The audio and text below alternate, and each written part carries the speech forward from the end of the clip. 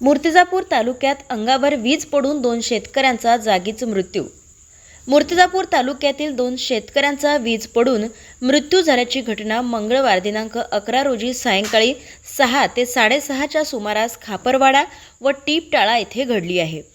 मूर्तिजापूर शहरासह तालुक्यात मंगळवार दुपारपासूनच वादळी वाऱ्यासह विजेच्या कडकडाटात पाऊस झाला। तर यावेळी तुळजापूर तालुक्यातील खापरवाडा येथील शुभम राजेंद्र टापरे वय वर्ष 27 व टीपटाळा येथील शालिग्राम शिवराम डोंगरे वय वर्ष 65 हे आपल्या शेतात काम करत असताना अचानक त्यांच्यावर वीज पडल्याने जागीच मृत्यू झाला।